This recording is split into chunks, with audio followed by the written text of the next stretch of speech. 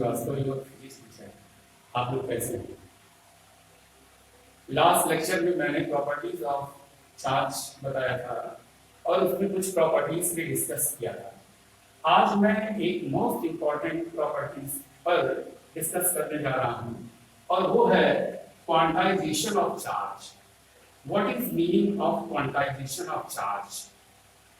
देखिए, अगर क्वांटाइज शब्द का मतलब हम लोग समझने की कोशिश करें तो इसका मतलब होता है कि जब कोई वैल्यू होल नंबर में दी जाए, पूर्ण संख्या में दी जाए, तो वो क्वांटाइज कहलाता है, यानी किसी एक फिक्स वैल्यू का मल्टीपल हो।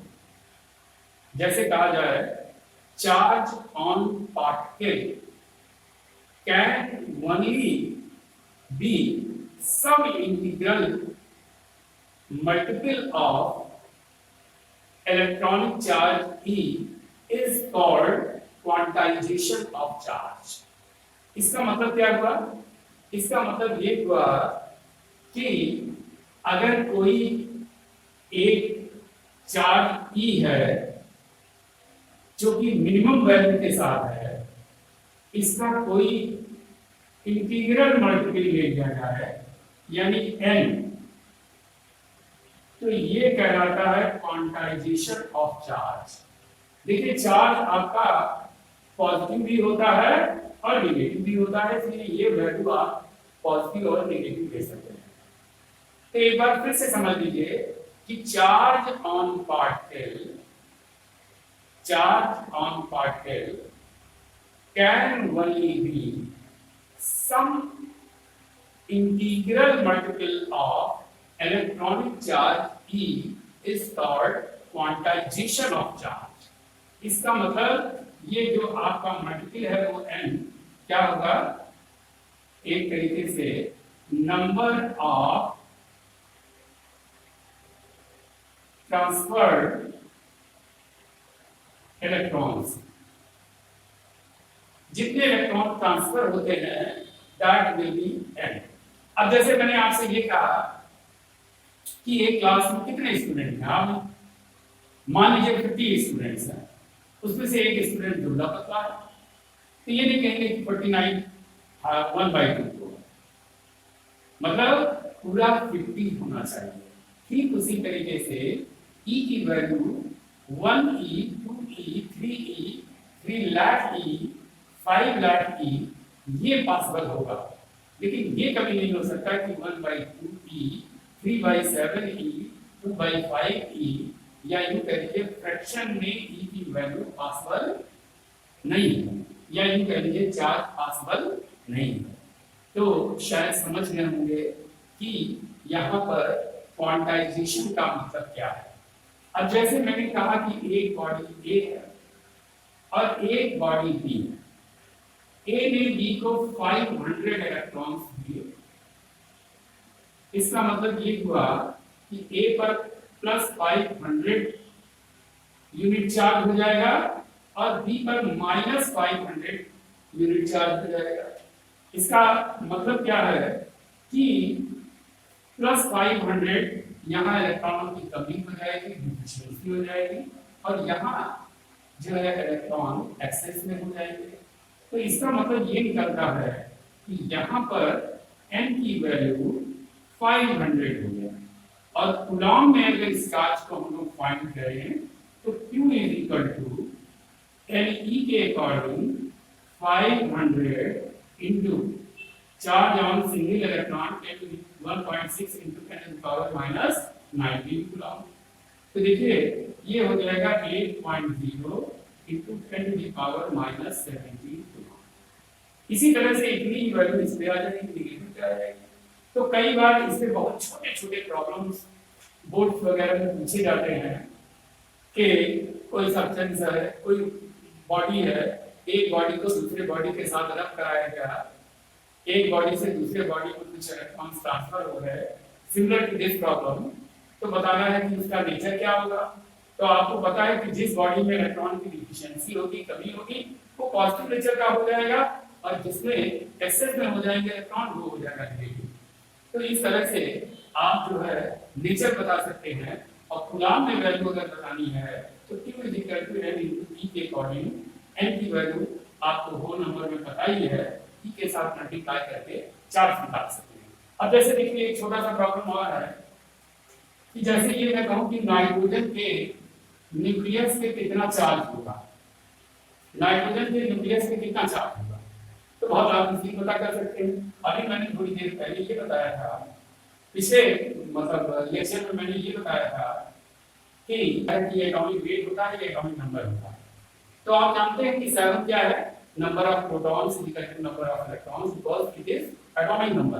तो देखिए 7 अगर प्रोटॉन्स हैं और इसके न्यूक्लियस पे हमें चार्ज बताना है तो इसका मतलब है n की वैल्यू 7 हो गई और E की वैल्यू आप जानते हैं 1.6 into 10 power minus 19 कूलम। तो इस तरह से Q is equal to N into E के अकॉर्डिंग कितना चार्ज हो जाएगा, 7 into 1.6 into 10 power minus 19 coulomb. ठीक है, एक प्रॉब्लम मैं और लेता हूं और ये मोस्ट इंपॉर्टेंट प्रॉब्लम है कि सपोज दैट आपके पास कुछ चार्जेस हैं, ये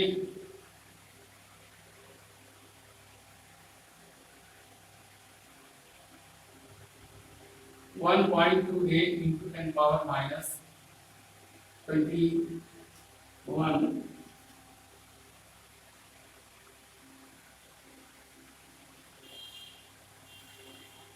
इस तरह से बहुत सारे चार्जेस ले लिए। अब मैं ये देखने की कोशिश करूंगा, यहाँ पर सबसे पहला प्रॉब्लम होगा कि ये जो चार्जेस मैंने लिए हैं इसमें ये बताना है आपको कि कितने इलेक्ट्रॉन्स होंगे। याद रहे कि अगर इलेक्ट्रॉनों का नंबर होल नंबर में होगा तो ही ये चार्ज पॉसिबल होगा, अदरवाइज नहीं होगा। जैसे Q इज इक्वल टू, मैंने पहला प्रॉब्लम ये ले लिया, Q is equal to N into E। अब देखिए Q की वैल्यू तो 4.8 into 10 power minus 17 and we have to find and E 1.6 into 10 power minus 19। अब देखिए 4.8 into 10 power minus 17 upon 1.6 into 10 power minus 19, we know 3 into 10 power 2 आ गया, यानी 300 आ गया। इसका मतलब नंबर ऑफ इलेक्ट्रॉन्स कितने होंगे, 300 होंगे। ये चार्ज पॉसिबल है। अगर इसी जगह मैंने दूसरा ले लिया, फार्मूला हमारा सेम है, Q equal to NE, Q की वैल्यू 1.8 इंटू 10 की पावर माइनस 21 और E की वैल्यू यही ऐसे ले लीजिए।